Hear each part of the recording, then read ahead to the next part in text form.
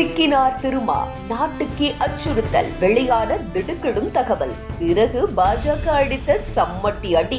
America மற்றும் இஸ்ரேலுக்கு ஆதரவான நிலைப்பாடு எடுப்பது இந்தியாவுக்கும் உலக அமைதிக்கும் நல்லதல்ல என்று திருமாவளவன் கூறிய கருத்தை தொடர்ந்து அரசியல் வட்டாரங்களில் பல்வேறு விவாதங்கள் எழுந்திருக்கின்றன. உலக அரங்கில் இந்தியா இன்று எந்த அளவுக்கு உயர்ந்திருக்கிறது என்பதை உலக நாடுகளை ஏற்றுக்கொண்டு வரும் இந்த நேரத்தில் இந்தியாவின் வெளிநாட்டு கொள்கைகள் குறித்து இவ்வாறு கருத்து கூறப்படுவது எந்த அடிப்படையில் என்று தமிழக பாஜக மாநில வர்த்தக பிரிவு தலைவர் சதீஷ் ராஜா திருமாவளவனை நோக்கி கேள்வி எழுப்பியுள்ளார். உலக பொருளாதாரத்தில் வேகமாக வளர்ந்து வரும் முக்கிய நாடுகளில் ஒன்றாக இந்தியா திகழ்கிறது. பல்வேறு நாடுகளுடன் சமநிலையான நட்புறவை பேணிக் கொண்டு பாதுகாப்பு, தொழில்நுட்பம், முதலீடு, வர்த்தகம் போன்ற பல துறைகளில் தொடர்ந்து முன்னேற்றத்தை இந்தியா அடைந்து வருகிறது. இந்தியாவின் வெளிநாட்டு கொள்கைகள் எப்போதும் தேசிய நலனையும் உலக அமைதியையும் கருத்தில் கொண்டு அமைக்கப்பட்டுள்ளதாக அரசியல் ஆய்வாளர்கள் தெரிவிக்கின்றனர். உலக நாடுகளின் மேடைகளில் இந்தியாவின் குரல் இன்று அதிக முக்கியத்துவத்துடன் கேட்கப்படுகிறது. பல சர்வதேச அமைப்புகளும் முன்னணி நாடுகளும் இந்தியாவின் வளர்ச்சியையும் அதன் நிலைப்பாடுகளையும் பாராட்டி வருகின்றன.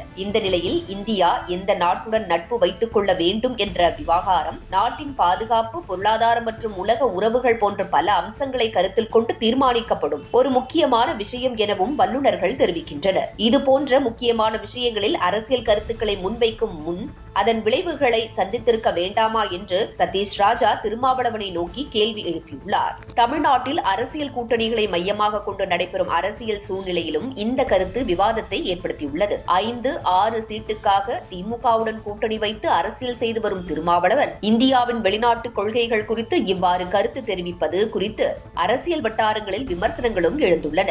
எந்த நாட்டுடன் இந்தியா நட்புறவு வைத்துக் கொள்ள வேண்டும் என்பதை தீர்மானிப்பது தேசிய நலனையும் உலக அரசியல் சூழலையும் கருத்தில் கொண்டு மத்திய அரசு மேற்கொள்ளும் முடிவாகும். இதை உணராமல் வெளிநாட்டு கொள்கைகள் குறித்து கருத்து தெரிவிப்பது சரியானதா என்று சதீஷ் ராஜா வினவியுள்ளார். மேலும் இஸ்லாமிய வாக்கு வங்கியை குறிவைத்து இந்திய வெளிநாட்டு கொள்கைகள் தொடர்பாக கருத்து தெரிவிப்பதும் திருமாவின் உண்மை முகத்தை காட்டுகிறது. மதவாத அரசியல் மற்றும் சாதியவாத அரசியலை எதிர்த்து அரசியலுக்கு வந்ததாக கூறும் திருமா இன்று அதே மத அரசியலை தீவிரமாக முன்னெடுத்து வருகிறார். ஓட்டுக்காக என்று சதீஷ் ராஜா பதிலடி கொடுத்திருக்கிறார்.